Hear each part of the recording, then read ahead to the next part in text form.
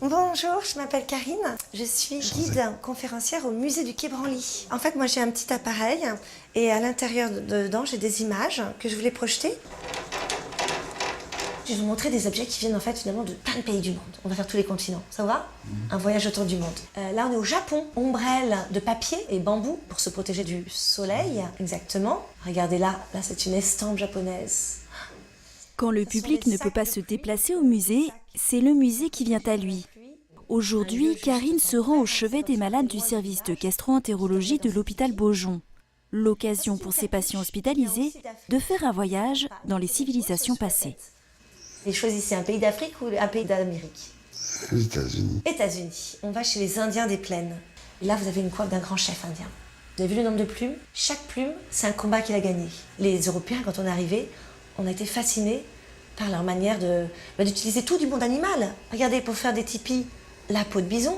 Il fallait plusieurs peaux de bison pour faire un tipi. Oui, absolument. C'est toujours agréable de toute façon.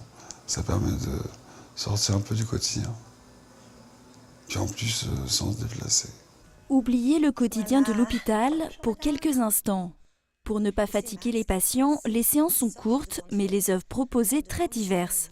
Un moment d'évasion au travers des objets, mais aussi des histoires de ces cultures anciennes. Ici, on est en Indonésie, dans ce pays d'Asie. Et une des spécificités, aujourd'hui, c'est le théâtre d'ombre. À l'origine, c'est chinois. C'est les ombres chinoises qu'on fait. C'est des personnages. Donc en général, c'est sur des baguettes de bambou. Et on les tient à la main, ces marionnettes. Vous voyez, là, c'est la tête d'un serviteur. Et on peut l'enlever pour mettre la tête du prince. Ça économise un corps. Donc un corps peut faire plusieurs personnages. Pour le chef de service de gastro-entérologie, le bénéfice de ces actions pour ses patients est réel. Quand on se sort de son petit monde hospitalier, de sa maladie, qu'on arrête de tourner en rond autour de son nombril, parce que la maladie l'impose évidemment, eh bien ça ne peut être que bénéfique. Donc l'idée c'était de réhumaniser un peu l'hôpital et surtout de permettre aux patients de se sortir de la maladie, la peur de la mort, la douleur, la chimiothérapie, l'angoisse, etc. C'est bien, ça fait passer un moment, un bon moment, et bon, puis c'est intéressant, quoi. Conférences, contes ou encore ateliers de dessin. Les activités sont diverses et choisies en fonction des pathologies des patients. À l'hôpital Cochin, Karine anime cette fois-ci un atelier de peinture aborigène pour des malades souffrant de douleurs chroniques. On ne va pas chercher à faire un dessin dans une perfection artistique.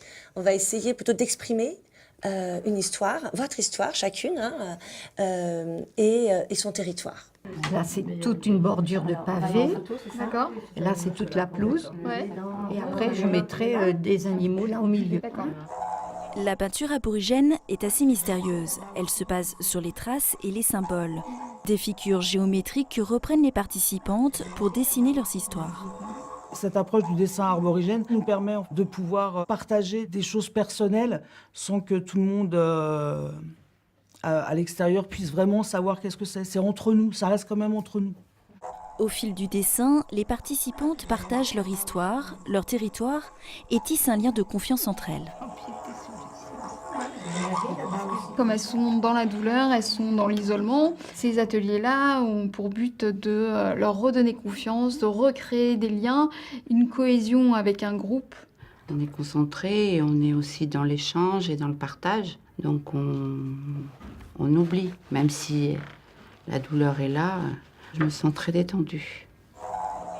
Organisées chaque année par les médiathèques des hôpitaux de Paris, ces actions culturelles permettent aux patients hospitalisés de ne plus être uniquement dans le soin.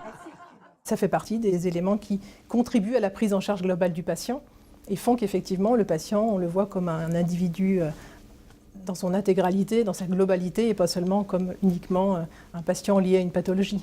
Depuis 10 ans, ces cartes blanches culturelles sont devenues un rendez-vous pour les services des hôpitaux de Paris.